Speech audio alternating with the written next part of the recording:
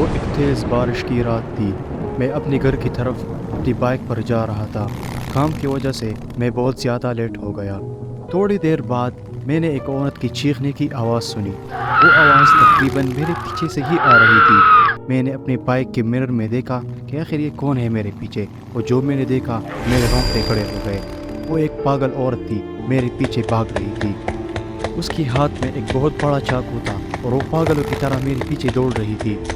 وہ پہلے سے ہی گرا تھا اور تیز رفتار کی وجہ سے میری موٹر سائیکل پھسل گئی اور میں نیچے گر گیا۔ میں نے جلدی سے اپنے پاکٹ سے فون نکالا اور فلیش لائٹ آن کیا۔ میں نے فلیش لائٹ اس کے چہرے کی طرف کیا، لیکن وہ ڈائریکٹ وہاں سے بھاگ گئی۔ میں اپنا فون صحیح سے نہیں پکڑ پا رہا تھا کیونکہ میرا سارا ہاتھ بری طرح سے گھائل ہو چکا تھا، لیکن میں نے اس سے کچھ تصویریں کھینچ لیے۔ صبح میرا کزن مجھ سے ملنے ہاسپٹل پہنچ گیا۔ میں نے کل رات ساری گھٹنا اس کو بتا دی۔ اس نے تصویر دیکھ کر مجھے جو بتایا، میرے رونگٹے کھڑے ہو گئے۔ اس نے بتایا وہ ایک چڑیل ہے، اور جو بھی اس کی چہرے کی طرف روشنی ڈالے وہ چڑیل وہاں سے بھاگ جاتی ہے۔ اور میرے کزن نے بتایا کہ یہاں پر 4 حادثے پہلے سے ہی ہو چکے ہیں، لیکن اس میں سے ایک بندہ بھی زندہ نہیں بچا۔ لیکن میں ابھی بھی یہ سوچتا ہوں کہ اگر اس رات میں نے اپنی فون نہیں نکالی ہوتی اور میں نے اس کے چہرے پر فلیش لائٹ نہیں کیا ہوتا، نہ جانے وہ میرے ساتھ کیا کرتی۔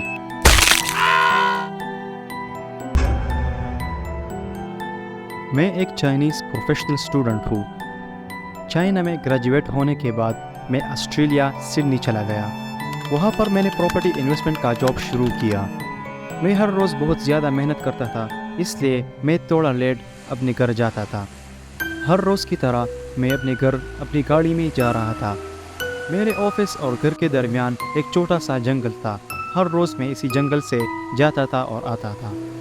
میں ڈرائیونگ کر رہا تھا، تھوڑی دیر بعد میں نے روڈ میں ایک سفید چیز دیکھی۔ جب میں اس کے اور قریب گیا مجھے پتہ لگ گیا وہ ایک لڑکی ہے۔ میں نے گاڑی کا ہارن کئی بار مارا لیکن وہ راستے سے نہیں ہٹ رہی تھی۔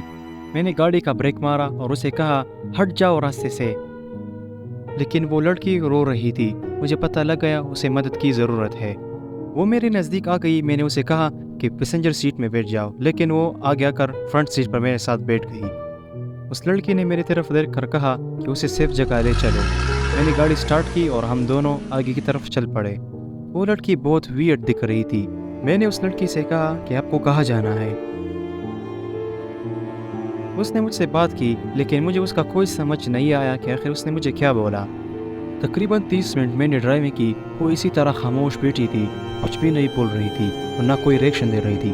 بہت دیر بعد اس نے مجھے کہا کہ مجھے اپنا فون دو، میں اپنی ماں کو کال کرتی ہوں۔ میں نے اس کو اپنا اسمارٹ فون دے دیا۔ اس لڑکی نے اپنی ماں کا نمبر ڈائل کیا اور اپنی ماں سے باتیں شروع کی۔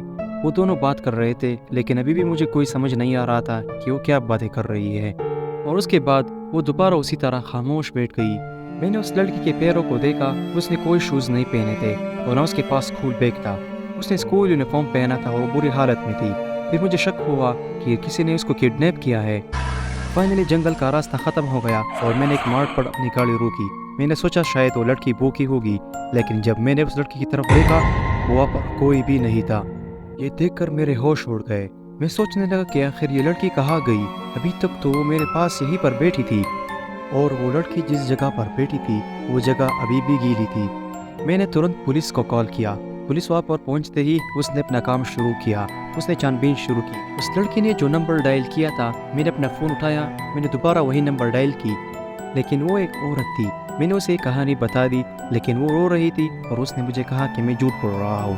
اس نے نمبر کاٹ دیا۔ میں نے بھی دوبارہ اسے کال نہیں کیا۔ 2 دن بعد پولیس کی طرف سے مجھے کال آئی۔ پولیس نے مجھے کہا کہ یہاں پر ایک لڑکی کا مرڈر ہوا تھا۔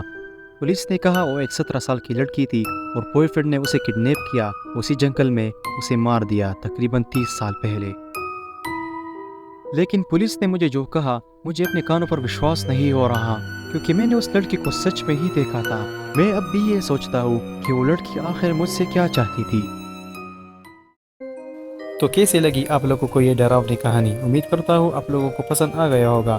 اپنے قیمتی رائے کا اظہار کمنٹ میں ضرور کریں۔ ویڈیو کو لائک کرو، سبسکرائب کرو اور اپنے دوستوں کے ساتھ شیئر کرو، اور ہاں، بیل آئیکن ضرور دبانا کہ اس طرح نئی اپڈیٹس آپ کو پہلی پہنچ جائیں۔